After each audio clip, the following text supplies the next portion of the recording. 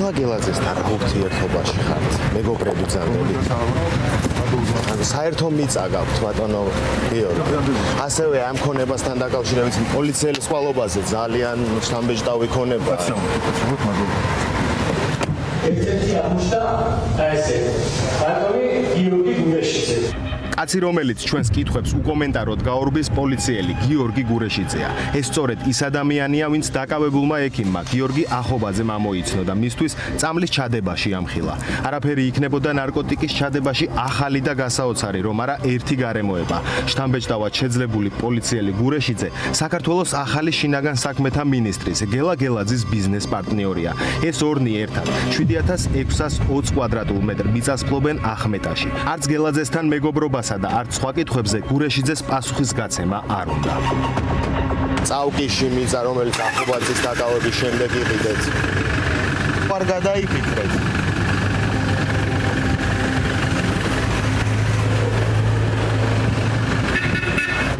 გარდა გელა გელაძესთან ბიზნეს პარტნიორობისა გიორგი გურეშიძის შეძლებულობა აგლაძის ქუჩაზე ოჯახის წევრებთან თანამფლობელობაში არსებულ ათასობით კვადრატულ აქტიურ კომერციულ და საცხოვრებელ ფართებში გამოიხატება. ამ ქუჩაზე ყველა მიცის და იცნობს გიორგი გურეშიძეს როგორც ბიზნესმენს. ახობაძის დაკავებიდან რამდენიმე თვეში გიორგი გურეშიძემ წავკიში 760 კვადრატული მეტრი მიწის ნაკვეთიც შეიძინა.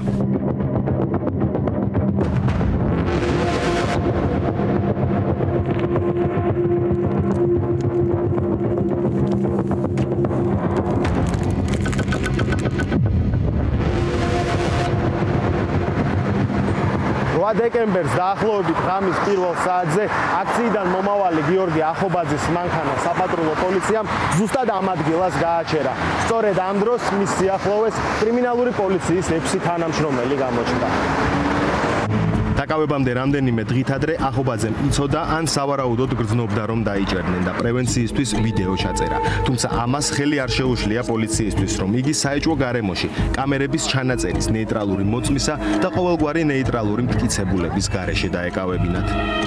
ამ ვიდეოს წერე ხა კონკრეტული მიზნით რა პრევენციისთვის, იმის პრევენციისთვის პირველი რომ რამე არ მომივიდეს და მეორე იმის პრევენციისთვის რომ სხვას რამე არ მოვიდეს. გიორგი ახობაძის საქმის პროკურორი შმაგი გობეჯიშვილი თავიდან თვლიდა რომ ნეიტრალური მტკიცებულება შესაძლოა იყოს ახობაძის პირის ღრუდან ძალდატანებით აღებული ბიოლოგიური მასალა. თუმცა მოგვიანებით გადაიფიქრა და თავი ამგვარად დაიძვრინა. საკონსტიტუციო სასამართლოს გადაწყვეტილებას არც ემთ პატივს თუ უბრალოდ არ ეთანხმებით. როცა საქმეში უნდა არსებობდეს ნეიტრალური მოწმე ან მტკიცებულება. კი ბატონო, ყველა გადაწყვეტილებას პატივს ემთ, ჩვენ ვიღებთ ხელობაში ყველა გადაწყვეტილებას, მათ შორის საკონსტიტუციო გადაწყვეტილებას და ვასრულებთ მაქსიმალურად. ბრალს რის საფუძველზე დებთ, როცა ახობაძის საქმეში არ არის არც ერთი ნეიტრალური მოწმე ან მტკიცებულება. ბატონო შმაგი. ეს ცნობილია თქვენთვის. მტკიცებულება არ ერთხელ ნეიტრალური ფასი. რომელია ნეიტრალური მტკიცებულება თან? ვიდეო კამერის ჩანაწერი არ არსებობს, პოლიციას გადაღებული არ აქვს, მოწმე პოლიციელების გარდა არ არსებობს. გისმენთ? ბიოლოგიური ექსპერტიზის დასკვნა, რომელიც საქმის კონტროლს. ამაზე მოგვიანებით რო უპასუხოთ ხოლსაო. კი. ბატონზეეთ. დიახ. კარგი. ბიოლოგიური მასალასთან დაკავშირებით ახობაძე ამბობს, რომ ძალით აიღეს. ბატონო შმაგი, მარე მაგ ხართ, აი რატომ არ მიხართ? 30 ძალიან სიტყვები შეარჩეთ, გაქცევა და პროცესში სხვა რამე გაურბიხართ კითხვებს ახლა. ნიმუშსაღება მოხდა ადვოკატის მონაწილეობით, შესაბამისად დადასტურებული არის საქმეში ჩატარებული ნიმუშსაღების ოქმით, თვითონოქმით და გამოკითხული მოწმე. თქვენ თვლით, რომ აღებული ნიმუში შეიძლება იყოს ნეიტრალური მტკიცებულება? ეკითხვა არ დაგისვამთ. მაგას გეკითხებ, ნეიტრალური მტკიცებულება საქმეში არ არსებობს და რის საფრთხით რა მოხდა აღება, რა შეიძლება. თქვენ მანამდე ნეიტრალური მტკიცებულება დამისახელეთ ბიოლოგიური მასალა, ბატონო შმაგი. ბიოლოგიური ექსპერტიზის დასკვნა. საჭირო არ არის ნეიტრალური მოწმე საქმეში, რომ ამკიცოთ, რომ არ არის ჯერ არავინ და გვესაუბრა. გიორგი ახობაძის მონათხრობის მიხედვით 7 დეკემბერს აქციაზე მიმავალი ჯერ საპატრულო პოლიციამ გააჩერა. შემდეგ კი თავს კრიმინალური პოლიციის თანამშრომლები დაესხნენ. გააკავეს და 4 გრამი ალფა პვპ ჩაუდეს. მიუხედავად ადვოკატის მოთხოვნისა, სასამართლომ უარი უთხრა ახლომდებარე შუქნიშნების ჩანაწერების ამოღებაზე. არ მოგცეს საშუალება, რომ ამოგვეღო ამ კამერების ჩანაწერები. ამ კამერების ჩანაწერები დაადასტურებდა, რომ ადგილზე იყო საპატრულო ეკიპაჟი, რომელმაც გააჩერა გიორგი ახობაძე და ზუსტად ამიტომ არ მოგცეს სავარაუდოდ იმის საშუალება, რომ ეს ვიდეო კამერები ამოგვეღო. ვინ არის გიორგი ახობაძე? რას აკეთებდა მანამ, სანამ დაიჭერდნენ და რის გაკეთება შეძლებდა, რომ არ იჯდეს ციხეში? ვკითხეთ მის კოლეგა ექიმებს.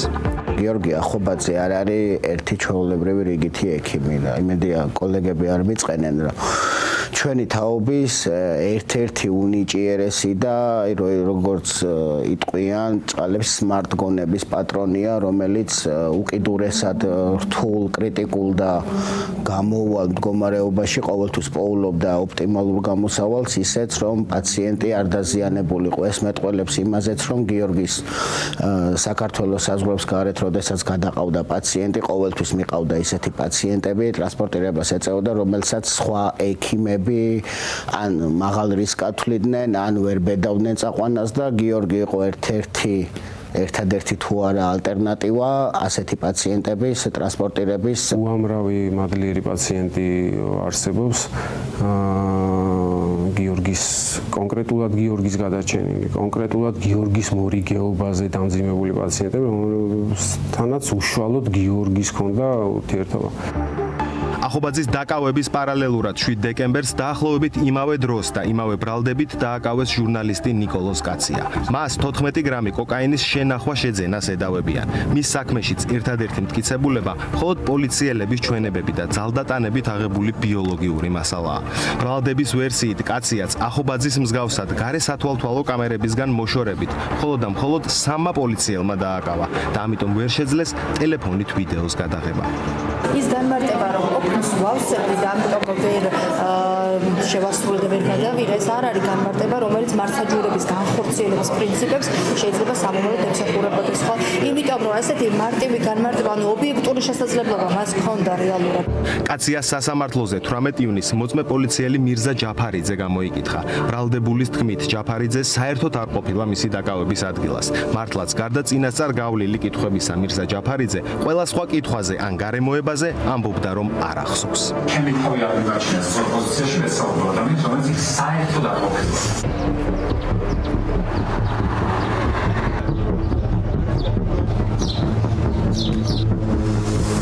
პოლიციის გამოცდილი თანამშრომლები ვერ ახერხებენ კანონის დაცვას და დაკავების ადგილას 3 თანამშრომელზე მეტით მისვლას, თუმცა სასამართლოში არ ავიწყდებათ და ათობით მოდიან და იმისთვის რომ მოწმე პოლიციელებს ჟურნალისტებთან რაიმე ზედმეტი არ წამოსდეთ, რომაული საბრძოლო სამკუთხედის სტილში გაყავთ სასამართლოს შენობიდან. ბატონო მირზა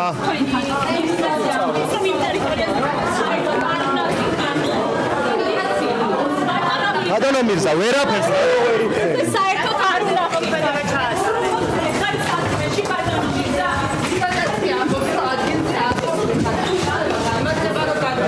ბატონო მირზა არაფერი რატომ არ გახსოვთ? ესეთი უმნიშვნელო არის ადამიანის უვადო დაკავება. ბატონო მირზა საკონსტიტუციო სასამართლოს გადაწყვეტილებას პატივს არცემთ? ნიკა კაციას საქმის პროკურორი მსგავსი ბრალდებით დაკავებული სხვა მსჯავრდებულებისთვისაც ციხეს ითხოვს. კაციას საქმეში ერთადერთი ნეიტრალური მოწმის სასამართლოში არ გამოძახების მიზეზად კი მოწმის უარს ასახელებს. რაც შეეხება წარმოდგენილ მტკიცებულებებს, რომელიც უკავშირდება ასევე იანდექს აპლიკაციას, ანუ უფლება გქონდა ამ ადამიანს რო უარი ეთქვა?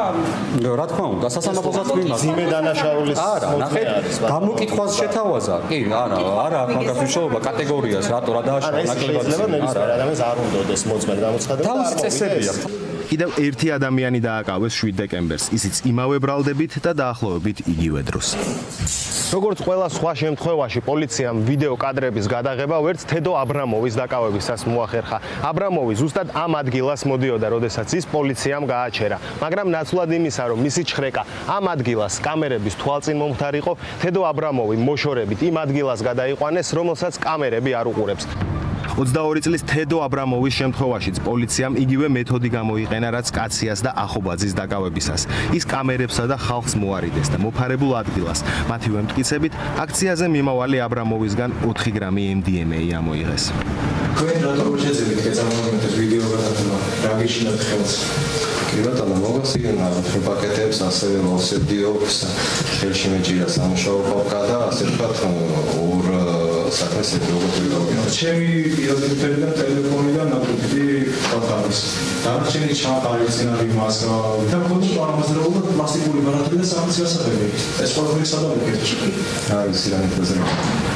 რამდენიმე დღით ადრე დააკავეს, თუმცა მეთოდი უცვლელია ანტონ ჩეჩინის შემთხვევაშიც. სახლიდან გამოსული ჩეჩინი პოლიციელებმა წინააღმდეგობის გაწევის მოტივით მანქანაში ჩასვეს და მისი ჯიბიდან ნარკოტიკები ამოიღეს. რუსეთის მოქალაქე ჩეჩინი, რომელიც ქართულ ანტირუსულ პროტესტში მონაწილეობდა, ორჯერ დააკავეს. პირველად 18 ნოემბერს, შემდეგ კი 3 დეკემბერს. მისი თქმით, აქციებში იმიტომ მონაწილეობდა, რომ არ უნდოდა საქართველოს მის სამშობლოს დამსგავსებოდა. რაღაცნაირად მეც ვერ აღვქვი დიდ პრობლემად. თვითონ კი მეუბნებოდა უთქვამს რამდენჯერმე, თითქოს გრძნობდა, რომ ვიღაც უთვალთვალებდა. მაგრამ ის ნათქვამი რაც მინდა, როცა ადამიანმა ვინც სახლი გაჩხრიკა, ერთ-ერთმა პირდაპირ მითხრა ტელეფონზე, რომ ორ კვირაზე მეტი უთვალთვალებდითო. ნეიტრალურ მოწმედ კი პროკურორმა მოსამართლეს ჩეჩინის საქმის თარჯიმანი რუსუდან ტაბატაძე წარუდგინა და უთხრა, რომ საქმის თარჯიმანი ჩეჩინის დაკავების ადგილზეც იმყოფებოდა, რადგან ბრალდებულმა ქართული არ იცის. საინტერესო და ალბათ გასაოცარი გარემოება ამ საქმეში თარჯიმნის და გამომძიებლის ზურაბ რუსიშვილის ჩვენებებია, რომლებიც ერთმანეთის იდენტურია. თუმცა პროკურორი ნუგზარ ჭიტაძე ამაში საეჭვოს ვერაფერს ხედავს და ამ ფაქტს დამთხვევას ან მექანიკურ შეცდომას მიაწერს. თქვენ როგორც პროკურორს ან ადამიანს უბრალოდ აი ეს copy paste-ით გადატანილი ჩვენება, სადაც გრამატიკული შეცდომებიც კი გამეორებულია, კითხვას არ შეიძლება